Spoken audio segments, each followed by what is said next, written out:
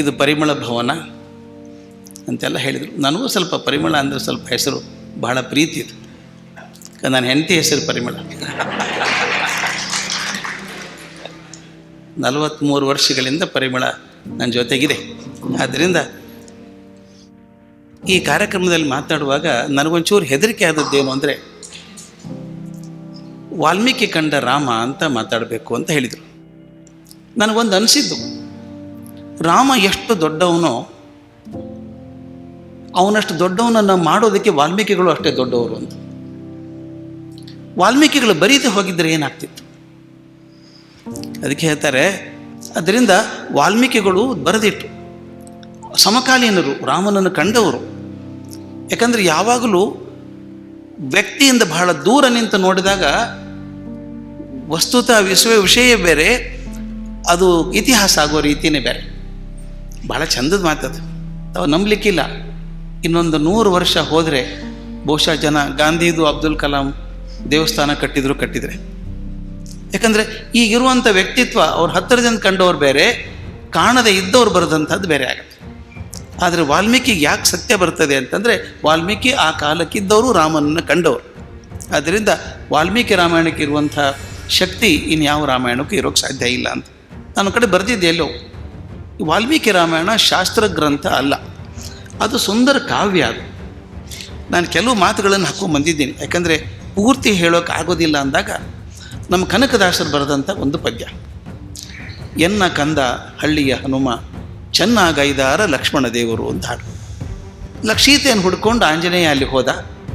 ಆಗ ತಾಯಿ ಕೇಳ್ತಾಳೆ, ಸೀತೆ, ಎನ್ನ ಕಂದ ಹಳ್ಳಿಯ ಹನುಮ ಚೆನ್ನಾಗೈದಾರ ಲಕ್ಷ್ಮಣ ದೇವರು. ಇದು ವಾಲ್ಮೀಕಿ ಹಾಡಲ್ಲ, ಇದು ಕನಕದಾಸರ ಹಾಡು.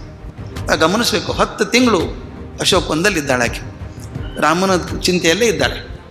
ಮೊಟ್ಟ ಮೊದಲು ಬಂದವನು ಹನುಮಂತ. ಅವನಿಗೇನು ಕೇಳಬೇಕಾಕೆ ಸೀತೆ? ಎನ್ನ ಕಂದ ಹಳ್ಳಿಯ ಹನುಮ ಚೆನ್ನಾಗೈದಾರ ಲಕ್ಷ್ಮಣ ದೇವರು ಅಂತ ಕೇಳ್ತಾಳೆ. ಲಕ್ಷ್ಮಣನ ಯಾಕೆ ಕೇಳ್ತಾಳೆ ಆಕೆ? ಇದು ಯಾಕೆ ಹೇಳ್ತಿದ್ದೀನಂದರೆ, ಒಂದು ಧ್ವನಿ ಎಷ್ಟೊಂದು ಧ್ವನಿಗಳಿಗೆ ನೆಲೆ ಆಗ್ತದೆ ಅಂತ. ಇದು ಶಕ್ತಿ ಇರುವಂಥ ಕವಿ ಮಾತ್ರ ಬರೆಯೋಕ್ಕೆ ಸಾಧ್ಯ. ಲಕ್ಷ್ಮಣನ ಯಾಕೆ ಕೇಳ್ತಾಳೆ ಆಕೆ? ಕೊನೆ ಸಲ ಲಕ್ಷ್ಮಣನ ನೋಡಿದ್ದು ಯಾವಾಗ ಆಕೆ ಸೀತೆ? ಜಿಂಕೆ ಆಗಿ ಬಂದಾಗ ತೊಗೊಂಡು ಬಾ ಅಂತ ಹೇಳಿದ್ಲು. ಕೂತ್ಕೊಂಡವನು ಮಾರೀಚ. ಲಕ್ಷ್ಮಣ ನೀನು ಹೋಗು ಅಂದ್ಲು ಸೀತೆ. ಇವನು ಬೇಡಮ್ಮ, ಯಾವ ರಾಕ್ಷಸರು ನನ್ನ ಅಣ್ಣನ ಏನೂ ಮಾಡೋಕ್ಕೆ ಸಾಧ್ಯ ಇಲ್ಲ, ಎಷ್ಟು ಹೇಳಿದ್ರು ಕೇಳಲಿಲ್ಲ. ಕೊನೆಗೊಂದು ಬಿರುಸು ಮಾತು ಹೇಳ್ತಾಳೆ, ನನ್ನ ಮೇಲೆ ದೃಷ್ಟಿ ಇಟ್ಕೊಂಬಂದಿದ್ಯಾ ನೀನು ಅಂತ ಹೇಳ್ತಾಳೆ. ಅವಾಗ ಅವನು ಹೋಗ್ತಾನೆ. ಕೊನೆ ಸಲ ಲಕ್ಷ್ಮಣನ ನೋಡಿದ್ದಾಗ ಆಕೆ ಮನಸ್ಸಲ್ಲಿ ಒಂದು ಅಪರಾಧಿ ಭಾವ ಕೂತ್ಕೊಂಡಿದೆ. ಲಕ್ಷ್ಮಣನ ಮನಸ್ಸಲ್ಲಿ ಇನ್ನೂ ಬೇಜಾರಿದೆಯಾ? ಇದು ಕನಕದಾಸರ ಚಿಂತನೆ, ವಾಲ್ಮೀಕಿದಲ್ಲ. ಆಗಿನ ಕಾಲದಲ್ಲಿ ಹಾಯ್ ಡಿಯರ್ ಅನ್ನೋ ಕಾಲ ಅಲ್ಲ. ಗಂಡನ ಹೆಸರೇ ಹೇಳೋಕೆ ಹೇಳ್ತಿರ್ಲಿಲ್ಲ. ಅಂಥದ್ರಲ್ಲಿ ತಂದ ತಕ್ಷಣ ನನ್ನ ಗಂಡ ಹೇಗಿದ್ದಾನೆ ಅಂದರೆ ಹಿಂಗೆ ಯಾಕೆ ಮಾಡ್ತಾಳೆ ಹೆಣ್ಮಗಳು ಅಂತಿದ್ರು. ಆಗ ಅನ್ಬಾರ್ದು ಅಂಥೇಳಿ ಲಕ್ಷ್ಮಣ ದೇವರು ಹೇಗಿದ್ದು, ಲಕ್ಷ್ಮಣ ದೇವರು ಚೆನ್ನಾಗಿದ್ದರೆ ರಾಮದೇವರು ಚೆನ್ನಾಗಿದ್ದೇ ಇರ್ತಾನೆ. ಅಂದರೆ ಲಕ್ಷ್ಮಣ ಚೆನ್ನಾಗಿದ್ದಾನ, ಮನಸ್ಸು ಸರಿಯಾಗಿದೆ ಒಂದು ಅರ್ಥ. ಲಕ್ಷ್ಮಣ ಚೆನ್ನಾಗಿದ್ದರೆ ರಾಮ ಚೆನ್ನಾಗಿದ್ದೇ ಇರ್ತಾನೆ. ಅವ್ನು ಬೆನ್ನಿಗೆ ಇರಬೇಕು ಅವನು ಯಾವಾಗಲೂ. ಲಕ್ಷ್ಮಣ ಚೆನ್ನಾಗಿದ್ದರೆ ರಾಮ ಚೆನ್ನಾಗಿದ್ದೇ ಇರ್ತಾನೆ. ಒಂದು ಮಹಾಕಾವ್ಯಕ್ಕೆ 3 ಉದ್ದೇಶಗಳಿದ್ದಾಗ ರಾಮಾಯಣ ಓದ್ಬೇಕಾದ್ರೆ ಎಷ್ಟು ಜನ ಕಣ್ಣಲ್ಲಿ ನೀರು ಬಂದಿಲ್ಲ ಹೇಳಿ? ರಾಜ್ಯ ಬಿಟ್ಟು ಹೋಗುವಂದಾಗ, ವನವಾಸಕ್ಕೆ ಹೋಗುವಂದಾಗ ಕಣ್ಣಲ್ಲಿ ನೀರು ಬರ್ತದೆ. ಸೀತೆ ಕಷ್ಟ ಕಂಡಾಗತ್ತೆ, ರಾಮ ಒದ್ದಾಡೋದನ್ನು ಕಂಡಾಗ ಕಣ್ಣಲ್ಲಿ ನೀರು ಬರುತ್ತೆ.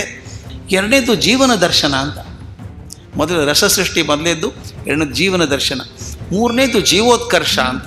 ಇದು ಭಾಳ ಮುಖ್ಯ. ಇದು ಜೀವನ ದರ್ಶನ ಅಂದರೆ ಈ ಥರ ಜೀವನ ಇತ್ತು ಆವಾಗ. ಒಂದು ಆಸ್ತಿ ಪಾಲು ಕೊಡಲ್ಲ ಅಂತ ಕೋರ್ಟಿಗೆ ಹೋಗ್ತಾರೆ ಈಗ. ಅಂಥದ್ರೊಳಗೆ ನೀನು ಬೇಡಪ್ಪ ಕಾಡಿಗೆ ಹೋಗಂದ್ರೆ ಹೋಗ್ಬಿಡ್ತೀನಿ ಅಂತಾನೆ. ನೋಡಿ, ಆ ಕಾಲ ಹೀಗಿತ್ತ. ತನಗೆ ಬಂದಂಥ ರಾಜ್ಯ ನನಗೆ ಬೇಡ ಅಂತ ಭರತ ಅಂತಾನೆ. ಯಾವನು ಗುಹಾವನು ಅಷ್ಟು ಪ್ರೀತಿ ಮಾಡ್ತಾನೆ. ಈ ಥರ ಜನ ಇದ್ರಲ್ಲ ಅಂತ. ಆಗಿನ ಕಾಲದ ಜೀವನ ದರ್ಶನ ಮಾಡೋದು 2ನೇದು. ಸಂತೋಷ ಆಯ್ತಪ್ಪ. ವಾಲ್ಮೀಕಿಗಳು ಎಲ್ಲಿ ಕೂಡ ತಪ್ಪಿ ಕೂಡ ರಾಮನ ಹಾಗೆ ಇರಿ ನೀವು, ಹನುಮಂತನನ್ನು ಹಿಂಬಾಲಿಸಿ ಅಂತ ಎಲ್ಲೆಲ್ಲೂ ಹೇಳಲ್ಲ. ಸೀತೆಯನ್ನು ಅನುಸರಿಸಿ ಎಷ್ಟು ಚಂದ ಕತೆ ಹೇಳ್ತಾರೆ ಅಂದರೆ, ಅದನ್ನು ಕೇಳಿದಾಗ ನಾವು ಹಾಗೆ ಆಗಬೇಕಲ್ಲ ಅನಿಸುತ್ತೆ. ರಾಮನ ಜೀವನನೇ ಅಂಥ ಅದ್ಭುತ. ಅದು 3ಕ್ಕೂ ಪೂರಕ ಆಗುವಂಥದ್ದು. ನಮ್ಮ DVG ಹೇಳಿದ ಮಾತನ್ನು ಹೇಳ್ಬಿಡ್ತೀನಿ, ಭಾಳ ಮುಖ್ಯ. ಅದು ಏನೇನು ಪ್ರಶ್ನೆ ಕೇಳಬಾರ್ದು. ರಾವಣ ಬಂದ, ಆಕೆನ ಪುಷ್ಪಕ ವಿಮಾನದಲ್ಲಿ ಕರ್ಕೊಂಡು ಹೋದ. ವಿಮಾನ ಇತ್ತು ಅವಾಗ, ಇಂಜಿನ್ ಯಾವುದಿತ್ತದು? ರಾವಣಿಗೆ 10 ತಲೆ ಇತ್ತಂತೆ. ಅವ್ನು ಹೆಂಗೆ ಮಗ್ಲಾಗಿ ಮಲ್ಕೋತಿದ್ದ? 11 ಇದ್ದರೆ ಬ್ಯಾಲೆನ್ಸ್ ಮಾಡ್ಬೋದಪ್ಪ. ಈ ಕಡೆ 5 ಈ ಕಡೆ 5 ನಡುವೊಂದು ಮಾಡ್ಬೋದು. 10 ಇದ್ದರೆ ಹೆಂಗೆ ಬ್ಯಾಲೆನ್ಸ್ ಮಾಡೋದು? ಇವೆಲ್ಲ ಪ್ರಶ್ನೆಗಳು ಬೇಕಾಗಿಲ್ಲ. ಹುಚ್ಚುಚ್ಚಾರ ಪ್ರಶ್ನೆ ಕೇಳಬಾರ್ದು. ಅವಾಗ ರಾಮ ಮತ್ತು ಆಂಜನೇಯ ಯಾವ ಭಾಷೆಯಲ್ಲಿ ಮಾತಾಡಿದರು ಅಂದರೆ ರಾಮನ ಕನ್ನಡ ಬರ್ತಾ ಇತ್ತಾ ಅಥವಾ ಇವನಿಗೆ ಸಂಸ್ಕೃತ ಬರ್ತಾ ಇತ್ತಾ? ಇವೆಲ್ಲ ಪ್ರಶ್ನೆಗಳನ್ನು ಕೇಳಬಾರ್ದು. ಅಪನಂಬಿಕೆಗಳನ್ನು ಎತ್ತಿ ಹೊರಗಡೆ ಇಡಬೇಕು. ಓದಬೇಕಾದ್ರೆ ರಾವಣ ಬಂದ ತೊಗೊಂಡು ಹೋದ, ಅವನು ಅಸಾಧ್ಯ ಶಕ್ತಿವಂತ ಆಗಿದ್ದ, 10 ಕೆಲಸಗಳನ್ನ ಒಂದೇ ಸಲ ಮಾಡುವ ಶಕ್ತಿ ಇತ್ತು ಅವನಿಗೆ ಅಂತೇಳಿ ಅದಕ್ಕೆ ನಮ್ಮ ಗುಂಡಪ್ಪನವ್ರು ತಮಾಷೆನೂ ಮಾಡ್ತಾರೆ.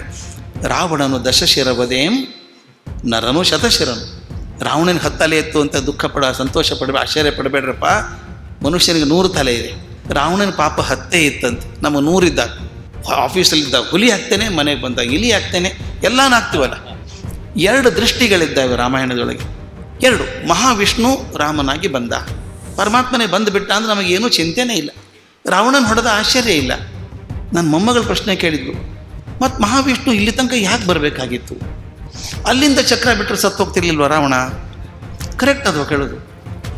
ಭಗವಂತ ಇದ್ದಾನೆ, ಭಗವಂತ ನನಗೆ ಕೊಡಪ್ಪ, ನಮ್ದು ಯಾವಾಗಲೂ ಚಾಚಿದ ಕೈ ತೆರೆದ ಬಾಯಿ. ಆದರೆ ರಾಮ ದೇವರಾಗಿದ್ದರೂ ಕೂಡ ಮನುಷ್ಯರ ಹಾಗೆ ಬದುಕಿದ, ಸಂಕಟವನ್ನು ಅನುಭವಿಸಿದ, ದುಃಖವನ್ನು ಅನುಭವಿಸಿದ, ಹೋರಾಡಿದ, ಕೊನೆಗೆ ಯಾವ ಮಟ್ಟಕ್ಕೆ ಹೋದ ಅಂದರೆ ದೇವರಾದ.